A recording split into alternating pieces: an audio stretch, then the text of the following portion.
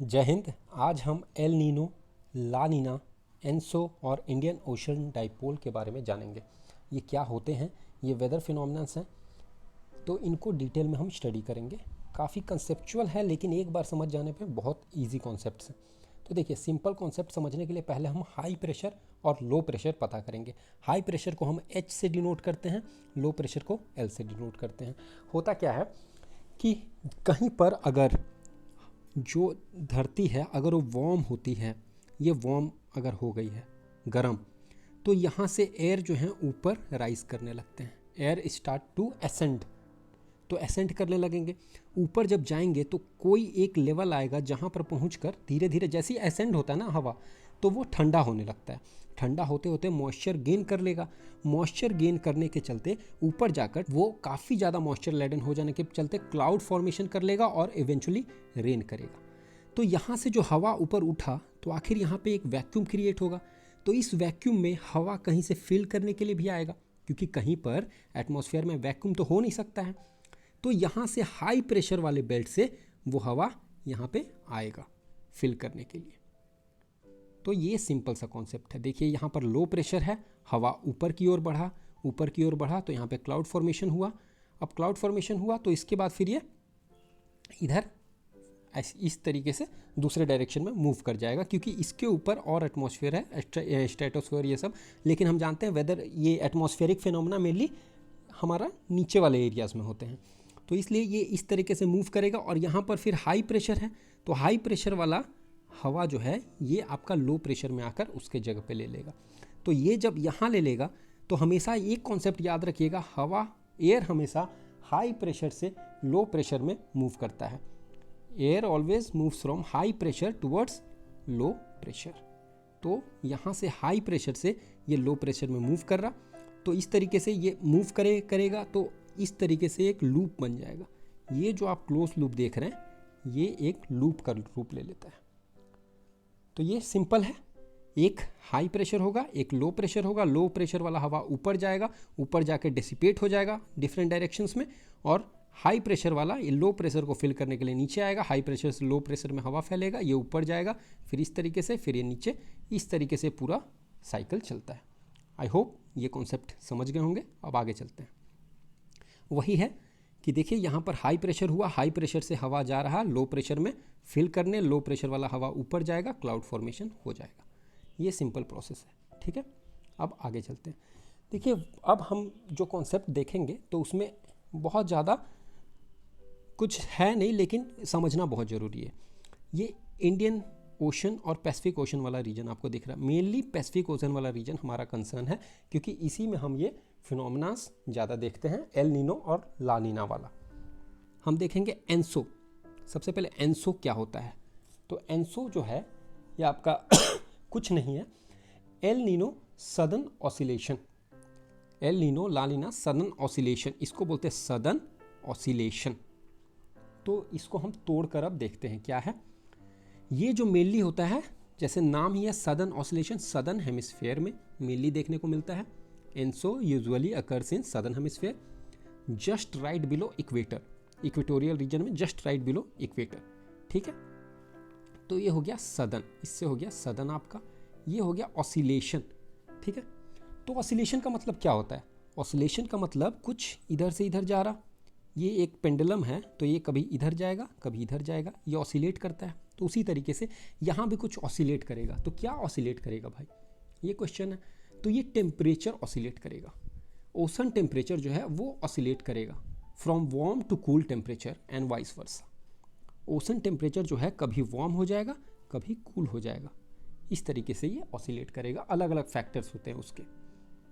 जो warming phase होगा उसको हम बोल देंगे क्या, एल नीनो, और कूलिंग फेज होगा उसको बोल देंगे ला नीना, जिसको हम लोग को डिटेल में देखना है, ठीक है।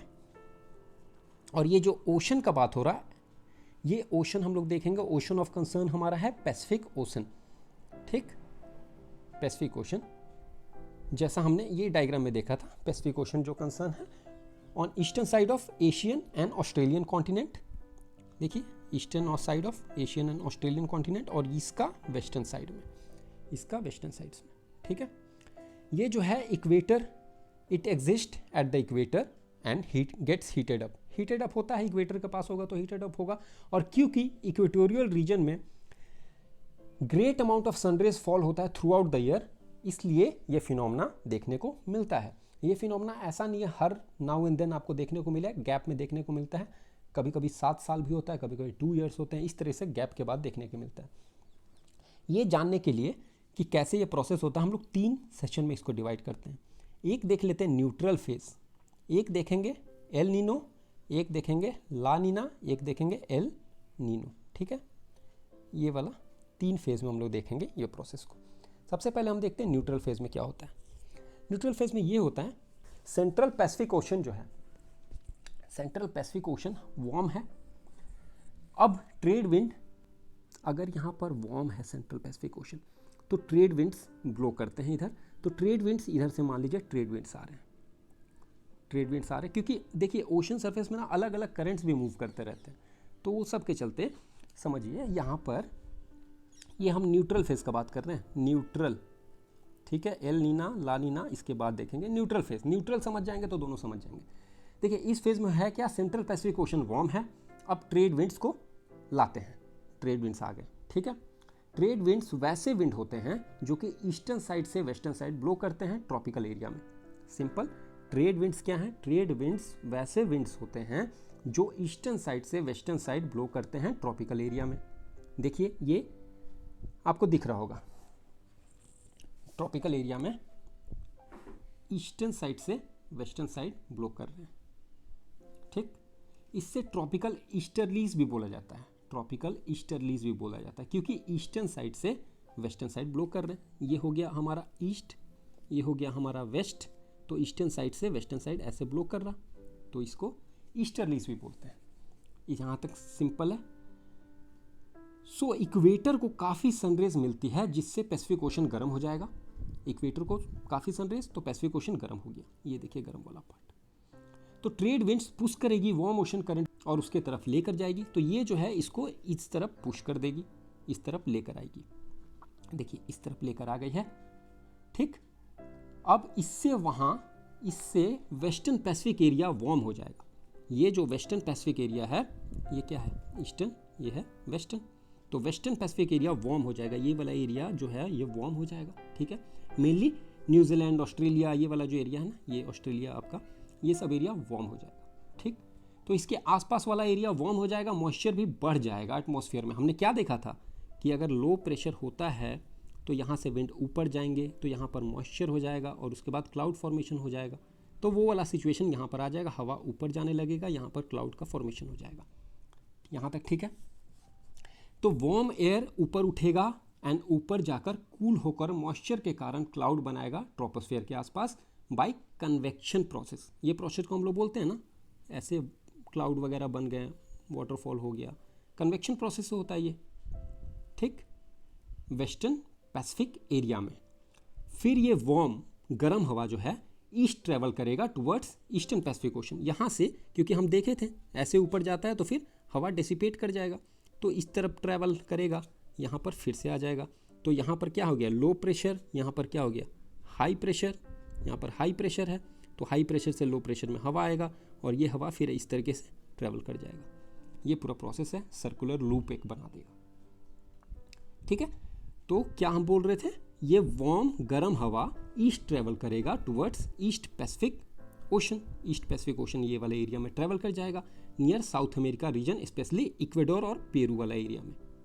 ठीक है, यहाँ तक ये है न्यूट्रल का कंडीशन। देखिए वेस्टर्न पैसिफिक, ईस्टर्न पैसिफिक, तो एक प्रोसेस कैसा होगा, यहाँ पर आपका क्लाउड वगैरह फॉर्मेशन हो जाएगा और उसके बाद ईस्टर्न पैसिफिक एरिया में इस तरीके से चीज़ हो जाएगा। तो क्योंकि यहाँ पर लो एरिया है, यहाँ पर हाई प्रेशर है, यहाँ से हवा इधर आ रहा है, वार्म करंट यहाँ पर है, वार्म ओशन करंट यहाँ पे है, यहाँ पे कोल्ड है, तो ये यहाँ से इधर मूव कर रहा है।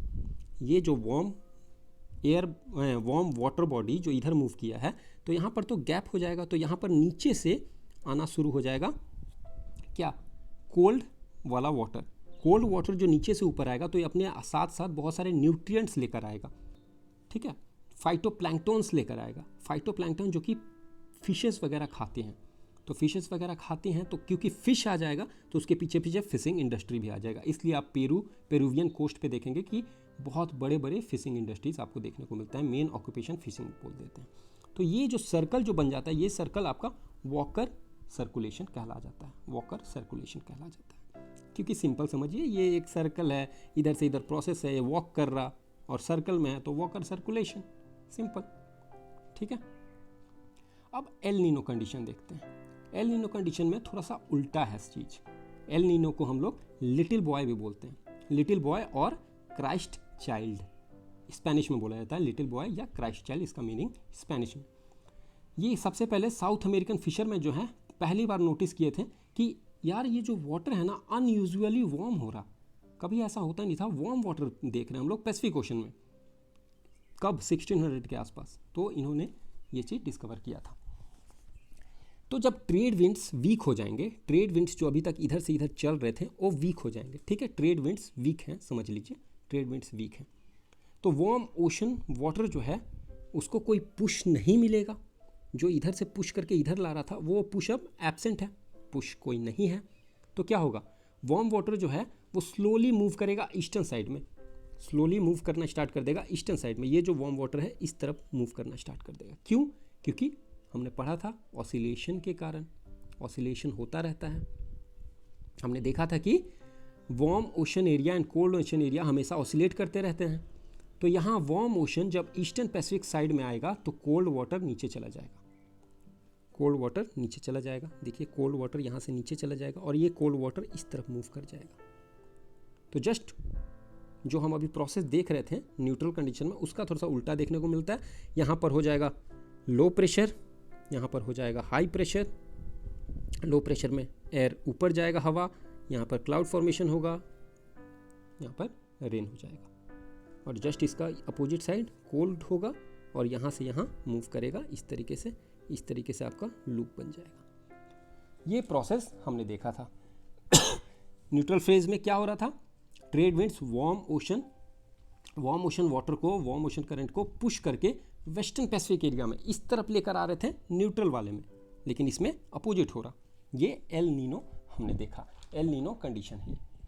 इसके कारण ओशन टेम्परेचर जो है ना ऑस्ट्रेलिया के आसपास बिकम्स कूल और वहाँ पर कोई रेन नहीं होता है। आपने देख रहा, यहाँ पर कोई रेन दिख रहा आपको? नहीं, रेन एब्सेंट है। इस तरफ में रेन है, हाँ रेन है, काफ़ी अच्छा रेन है। और इसलिए ड्राउट, सूखा, ये सब चीज़ हमें देखने को मिलता है ये सब एरिया में। दूसरी तरफ यहाँ देखिए पेरुवियन कोस्ट वगैरह पे आपको वार्म ओशन हैवी रेन करेगी और फ्लड भी ला सकती है अमेरिकन कॉन्टिनेंट में। ठीक है, तो इतना याद रखिएगा। एल नीनो का सिंपल मतलब वार्म ओशन करंट, ऐसे याद रख लीजिए। ठीक है, ये देखिए ये सिंपल डायग्राम है नॉर्मल कंडीशंस का। नॉर्मल कंडीशंस में आपका ट्रेड विंड्स इस तरीके से मूव कर रहे थे और ये इस तरीके से यहाँ आ जा रहे थे। यहाँ पर नीचे से पॉलीमेटेलिक नोड्यूल्स और फिशेस वगैरह आ रहे थे। और ये एल नीनो कंडीशन में यहाँ पर कुछ नहीं है, लेकिन यहाँ पर बहुत ज़्यादा आपको लो प्रेशर का बेल्ट देखने को मिल रहा।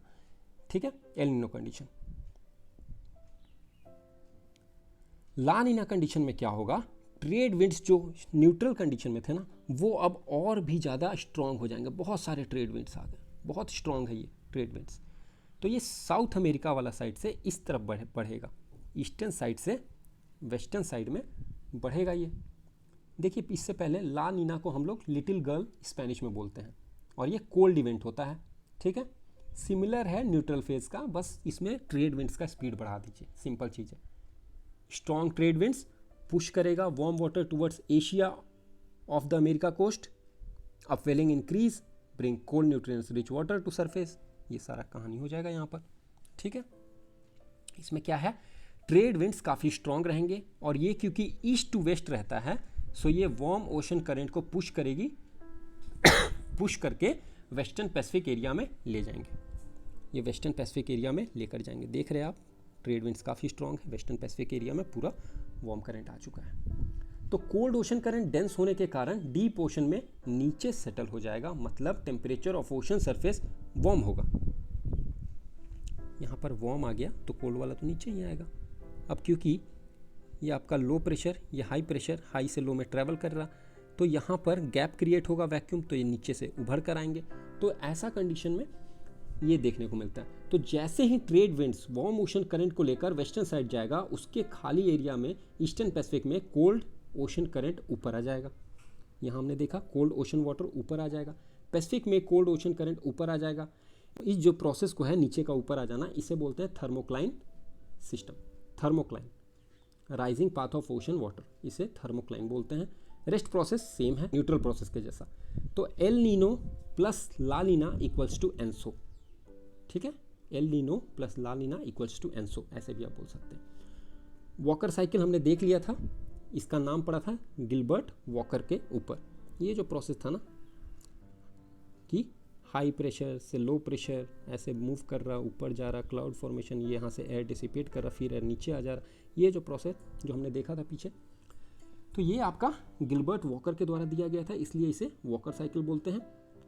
और इन्होंने ही एल नीनो थ्योरी पहली बार दिया था, ठीक। ये सब इवेंट जो है 2 से 7 साल में होता है मेनली। एल नीनो का अगर देखेंगे तो warmer surface current on Peruvian coast हो जाता है, low pressure in Pacific ocean, droughts और पुअर रेनफॉल इंडिया के लिए होता है। और न्यूट्रल फेज हमने देख ही लिया था, न्यूट्रल फेज में क्या होता है। एल नीनो ईयर देख लीजिए, नॉर्मल ईयर, वही प्रोसेस यहाँ पर भी दिखाया गया है, ठीक है। तो ये हमने प्रोसेस देखा किस तरीके से ये सारा प्रोसेस चलता है। तो होप कि आप लोगों को समझ में आया होगा। देखिए इंडिया पे इफेक्ट क्या होगा, इंडिया पे एल नीनो का इफेक्ट क्या होगा। एल नीनो का बात कर रहे हैं, एल नीनो का इफेक्ट इंडिया के ऊपर क्या होगा। तो एल नीनो विंटर के समय अगर आता है तो ये रिजल्ट करेगा वार्म कंडीशन डेवलप करने में, वार्म कंडीशन डेवलप हो जाएगा। एल नीनो है तो वार्म कंडीशन डेवलप होगा। और अगर समर में आता है तो ड्राई कंडीशन डेवलप कर देगा, क्योंकि ये वार्म होता है तो ड्राई कंडीशन डेवलप कर देगा और लेस मानसून होगा उसके कारण, और ड्रॉट्स और वाटर स्कैर्सिटी देखने को मिल सकता है, ड्रॉट्स वगैरह, सूखाड़ वगैरह देखने को मिल सकता है। अब हम अगर ला नीना का कंडीशन देखें तो ला नीना में भारत के लिए क्या होगा। ला नीना और ज़्यादा बारिश लेकर आएगा, स्ट्रॉन्ग मानसून लेकर आएगा इंडिया में, ठीक है, और कोस्टल एरियाज में हो सके फ्लड भी ला सकता है। ये दोनों जो है कंडीशन जो है ना, L Nino plus La Neena, दोनों प्लस हो जाएंगे तो हो जाएगा हमारा एनसो, ठीक है। दोनों को एनसो के अंदर डिफाइन कर देते हैं। L Nino plus La Neena, ये दोनों जो प्रोसेस हैं कॉम्प्लेक्स हैं, काफ़ी अनप्रेडिक्टेबल फिनोमेना है। और अनप्रेडिक्टेबल है तो इसलिए हमारे एग्रीकल्चर सेक्टर को काफ़ी इफेक्ट कर सकता है, क्योंकि वो काफ़ी ज़्यादा क्लाइमेट के ऊपर डिपेंडेंट होते हैं। अब हम देख लेते हैं इंडियन ओशन डाइपोल थोड़ा सा। इंडियन ओशन डाइपोल कुछ नहीं है, ये है temperature difference between eastern and western Indian ocean, ठीक। ईस्टर्न में क्या हो गया आपका, ये देखिए, ये आपका श्रीलंका दिख रहा होगा यहाँ पर, तो ये इधर वाला हो गया बे ऑफ बंगाल वाला एरिया, और ये हो गया अरेबियन सी वाला एरिया। तो ये दोनों में जो टेम्परेचर डिफरेंस होता है वही डाइपोल कहलाता है, ठीक है। जैसे आपका एल नीनो हम लोग देख रहे थे ट्रॉपिकल पैसिफिक ओशन में, उसी तरीके से ट्रॉपिकल इंडियन ओशन में आपका इंडियन ओशन डाइपोल देखने को मिलता है। देखिए पॉजिटिव इंडियन ओशन डाइपोल क्या है कि आपका वार्मर वेस्टर्न बेसिन हो जाएगा, वार्म हो जाएगा वेस्टर्न बेसिन, और इस तरफ कूलर ईस्टर्न वाला एरिया हो जाएगा। Warmer western basin of Indian ocean as compare to eastern, तो ये आपका हो जाता है पॉजिटिव डाइपोल। और जस्ट इसका अपोजिट कर दीजिए तो नेगेटिव इंडियन ओशन डाइपोल, ठीक है। तो आई होप कि आप लोगों को समझ में आया होगा लेक्चर्स। तो इसी के साथ लेक्चर में इतना ही। Thank you everyone.